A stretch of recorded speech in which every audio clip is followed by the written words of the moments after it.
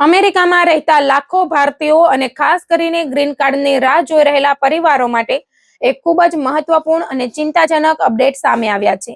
જો તમે H1B, H4B2 અથવા અન્ય કોઈ પણ સ્ટેટસ પર અમેરિકામાં રહો છો અને ભવિષ્યમાં ગ્રીન કાર્ડ માટે અરજી કરવાની યોજના બનાવી રહ્યા છો, તો આ માહિતી તમારા માટે અત્યંત જરૂરી છે.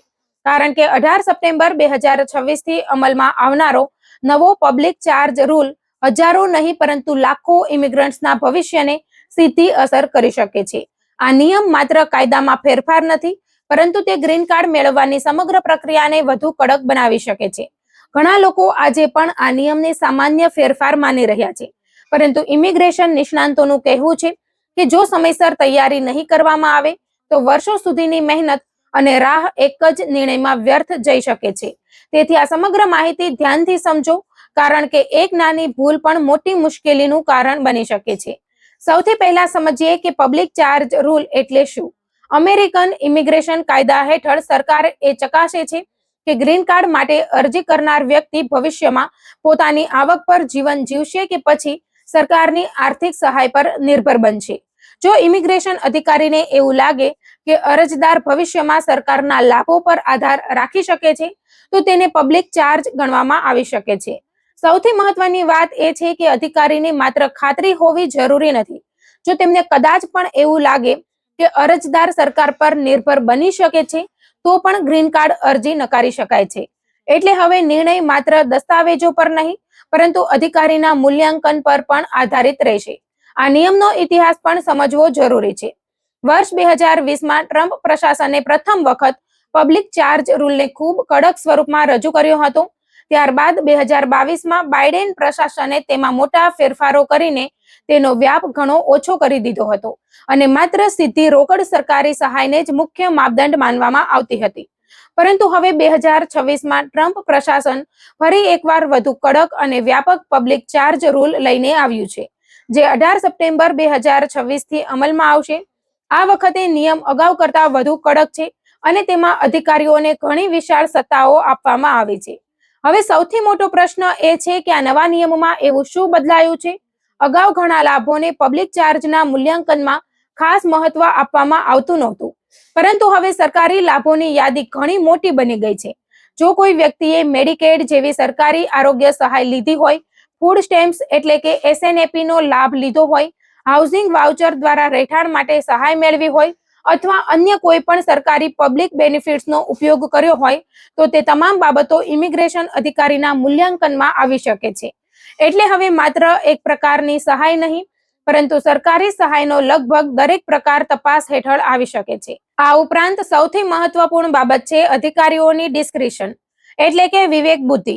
નવા નિયમ હેઠળ ઇમિગ્રેશન અધિકારી અરજદારની ઉંમર, શિક્ષણ, કૌશલ્ય, આરોગ્ય, રોજગારની સ્થિતિ, આવક, સંપત્તિ, દેવું અને સમગ્ર નાણાકીય પરિસ્થિતિનું સંયુક્ત મૂલ્યાંકન કરી શકશે. એટલે કે કોઈ એક બાબતના આધારે નહીં, પરંતુ અનેક પરિબળોના આધારે તેઓ નિર્ણય લઈ શકશે કે વ્યક્તિ ભવિષ્યમાં સરકાર પર નિર્ભર બની શકે છે કે નહીં. આ કારણે ઘણા ઇમિગ્રેશન વકીલો આ નિયમને ખૂબ જ સબ્જેક્ટિવ અને કડક ગણાવી રહ્યા છે. હવે વાત કરીએ સૌથી ચર્ચાસ્પદ 36/12 ના નિયમની. જો છેલ્લા 36 મહિનામાં તમે કુલ મળીને 12 મહિનાથી વધુ સમય માટે નિર્ધારિત પબ્લિક બેનિફિટ્સ લીધા હશે, તો તમને પબ્લિક ચાર્જ તરીકે જોવાની શક્યતા વધી શકે છે. ઉદાહરણ તરીકે, જો કોઈ વ્યક્તિએ છેલ્લા 3 વર્ષમાં લાંબા સમય સુધી મેડિકેડ, ફૂડ સ્ટેમ્પ્સ અથવા હાઉસિંગ આસિસ્ટન્સનો ઉપયોગ કર્યો હોય, તો તે ઇતિહાસ 18 સપ્ટેમ્બર પછી ગ્રીન કાર્ડ અરજી દરમિયાન તપાસ હેઠળ આવી શકે છે. એટલે ઘણા લોકો માટે વર્ષો પહેલાનો લાભ પણ ભવિષ્યના નિર્ણયમાં મહત્વનો બની શકે છે. હવે જોઈએ કે ભારતીય સમુદાય પર તેની શું અસર પડી શકે છે. અમેરિકામાં ગ્રીન કાર્ડ માટે રાહ જોનારા લોકોમાં ભારતીયોની સંખ્યા સૌથી વધુ છે. ખાસ કરીને H1B અને H4 પરિવારો માટે આ નિયમ ગંભીર અસર કરી શકે છે. ઘણા H4 સ્પાઉસ પાસે વર્ક ઓથોરાઇઝેશન નથી અને પરિવારની આર્થિક પરિસ્થિતિને કારણે તેમણે આરોગ્ય માટે મેડિકેડ અથવા બાળકો માટે સરકારી કાર્યક્રમોનો ઉપયોગ કર્યો હોઈ શકે છે. હવે આવો ઇતિહાસ ગ્રીન કાર્ડ અરજી વખતે મુશ્કેલી ઊભી કરી શકે છે. બીજો મહત્વનો વર્ગ છે B2 વિઝા પર અમેરિકામાં આવેલા ભારતીય માતા-પિતા અને વરિષ્ઠ નાગરિકો. ઘણા પરિવારોમાં સિનિયર સિટીઝન્સ લાંબા સમય સુધી અમેરિકામાં રહે છે અને ક્યારેક આરોગ્ય સંબંધિત સરકારી સહાયનો લાભ લે છે. જો આવા લાભોનો રેકોર્ડ રહેશે તો ભવિષ્યમાં તેમની ઇમિગ્રેશન સંબંધિત અરજીઓમાં તેની અસર જોવા મળી શકે છે. ત્રીજો મહત્વનો વર્ગ છે H1B વર્કર્સ. છેલ્લા કેટલાક વર્ષોમાં ટેકનોલોજી કંપનીઓમાં મોટા પ્રમાણમાં લેઓફ્સ થયા છે. ઘણા કર્મચારીઓ 60 દિવસના ગ્રેસ પીરિયડ દરમિયાન નોકરી શોધતા રહ્યા છે.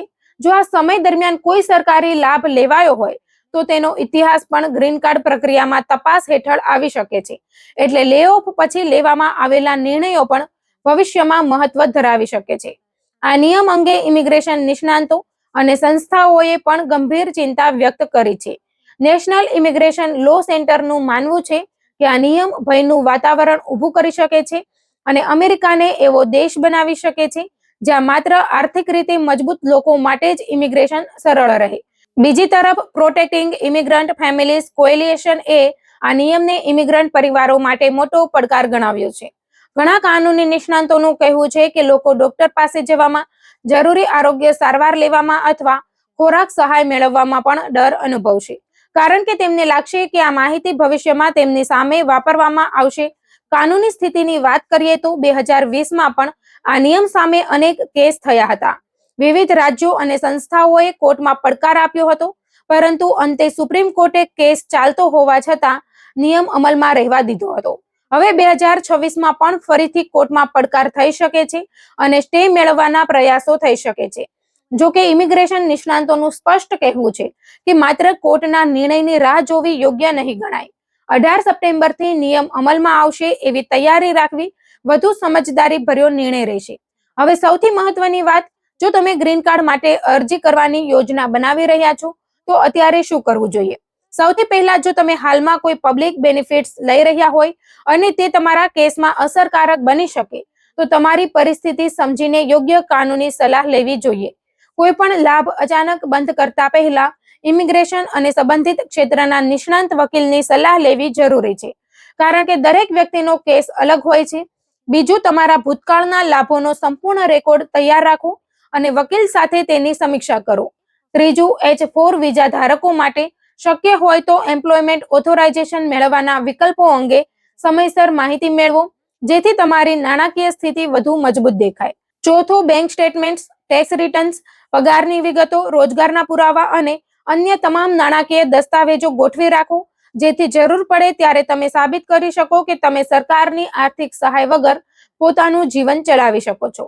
અંતમાં એટલું જ કહી શકાય કે 18 સપ્ટેમ્બર 2026થી અમલમાં આવતો નવો પબ્લિક ચાર્જ રૂલ માત્ર એક નિયમ નથી, પરંતુ અમેરિકામાં ગ્રીન કાર્ડ મેળવવાની પ્રક્રિયામાં એક મોટો ફેરફાર છે. ખાસ કરીને ભારતીય H1B, H4, B2 અને અન્ય ઇમિગ્રન્ટ પરિવારો માટે આ નિયમની સંપૂર્ણ સમજ અને સમયસર તૈયારી ખૂબ જરૂરી બની ગઈ છે. જો તમે ભવિષ્યમાં ગ્રીન કાર્ડ મેળવવા માંગતા હોય તો અફવાઓ પર વિશ્વાસ ન કરો, સોશિયલ મીડિયા પર મળતી અધૂરી માહિતીથી દૂર રહો અને તમારા વ્યક્તિગત કેસ માટે અનુભવી ઇમિગ્રેશન એટર્નીની સલાહ લઈને જ આગળ વધો. યોગ્ય આયોજન, સાચા દસ્તાવેજો અને સમયસર લેવાયેલા નિર્ણયો જ તમને ભવિષ્યમાં અનાવશ્યક મુશ્કેલીઓથી બચાવી શકે છે.